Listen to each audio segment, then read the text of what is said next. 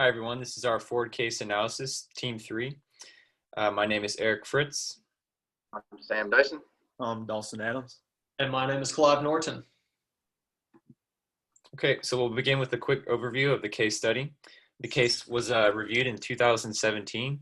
It follows what Ford's strategy has been from the early 2000s until 2017, how it's shifted away from the Ford One strategy and to the new strategy, which is focused on mobility. So first, the case it looks at a couple of the emerging trends affecting Ford's decision-making. Some of these include autonomous vehicles, alternative means of transportation, and the growing electric vehicle market and demand that's increasing. So with the changing product mix, it requires Ford to envision a new global strategy. So there's more pressure coming from these new countries like China and India to increase their product line because they're having to meet specific needs. And so in the past, they've had what they've introduced as world cars, where they fairly standardized vehicles that can be changed just to meet specific demands and preferences. And they're also having a little bit of a hard time reacting proactively to the volatile industry that the automotive industry is and responding to those outside forces. So some of their new growth strategies tend to include some partnerships and investments in technology companies like Uber and Velodyne.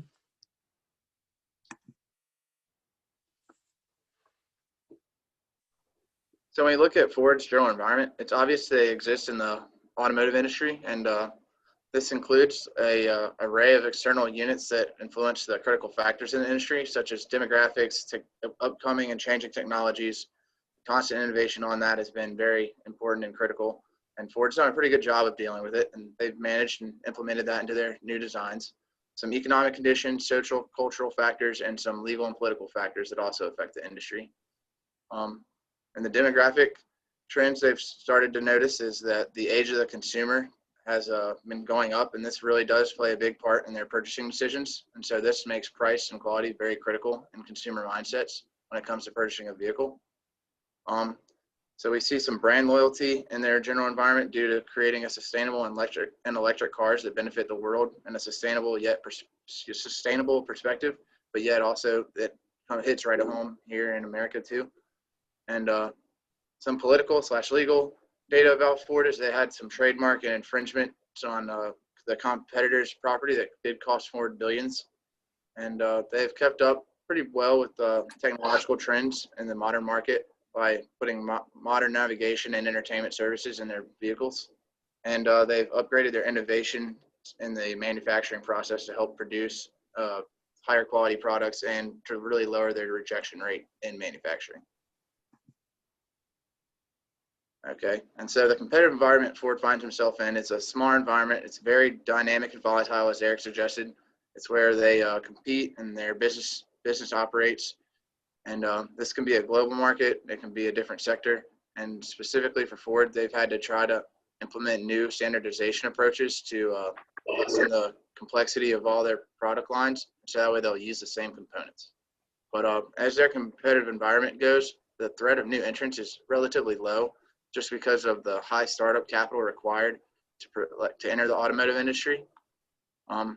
Ford has also increased their buying power of their suppliers because they have decreased the supplier pool, and so they can leverage them back and forth a little bit better, and it creates a competitive advantage there. And same thing with the bargaining power of buyers. Ford doesn't have as much say in this because the buyers can use the competition as reference and try to find different prices and negotiate on the price points. But Ford faces a low threat when it comes to substitute or complement products in the industry due to trademark and copyright. But any competition that Ford deals with, there's a pretty high intensity of rivalry in this industry, and the threat is always there. So, yep. Ford's value chain really is kind of focused on their manufacturing and production protocols. They've been trying to really implement strategies to increase quality and to reduce the faulty products and errors on that. And so Ford operations tend to exemplify high quality, and they use cutting-edge manufacturing processes that can produce the most innovative vehicles. And so that kind of ties into their inbound logistics and outbound logistics. So this is how they're producing and they're producing domestically and globally to produce quality and have a high levels of customer satisfaction that meet customer expectations in this complex, diverse market. And so here we see a chart, and this chart just kind of depicts the global sales of the competition from 2017 to 2018. It does it, as you can see, by model. And so the number of units sold and the percentages of increase or decrease are also featured with the maker of each one. So Ford has a couple of those. As you can see, this kind of reiterates the need for Ford to focus on emerging technologies and to build back toward their strategy and to really double down. Yep. So then Ford is a really vastly complex organization, and it ranges across 5 different continents. And so to do this, they have to have employees from all over the world. And so it's very important that they have very strategic but very resourceful training protocols in place to help guide these employees. And so they've experienced such cultural changes that they have to experience depending on location and whereabouts their factory and plant is.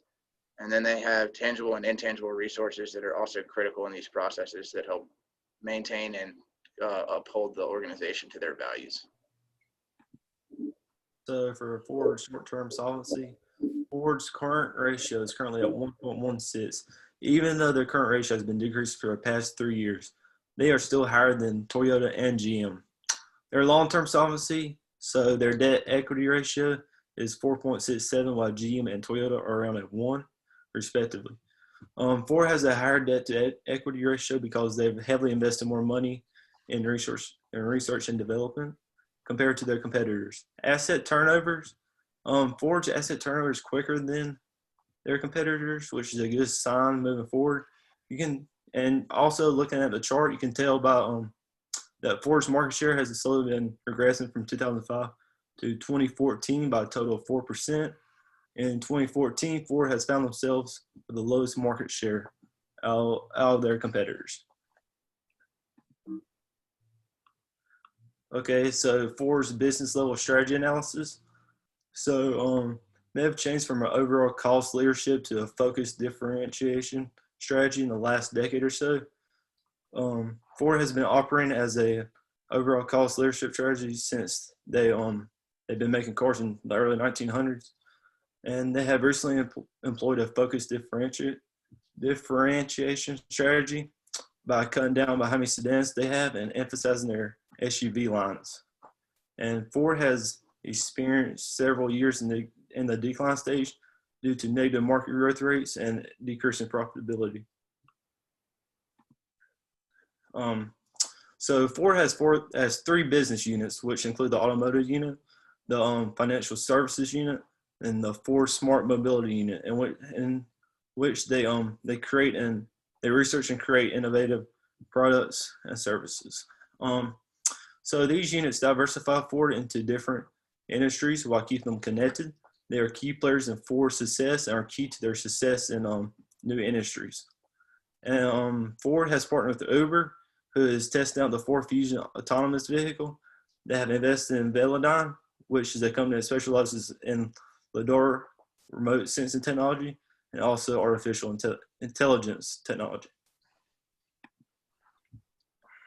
Ford's international strategy closely follows a transnational strategy where they create more or less a basic vehicle and then customize it based on which region and which demographic it is going to. This helps to give them a competitive advantage because they can create a more basic vehicle but still be able to sell it to different demographics for different reasons because of slight customizations that they've been able to do to it. They tried back in the 1990s and early and 2010s to create a world car. In the 1990s, it was the Ford Montero. In 2010s, it was the Fiesta. Both times trying to keep that basic car to mass produce failed. So Ford has stuck with this transnational strategy. Their international strategy also allows them to manage trade barriers more effectively, which allows them to hold on to more of their own profits. And all success is derived from different demographic trends and being able to monitor those closely. Ford's contemporary control comes down to different ways that they reward and incentivize their employees.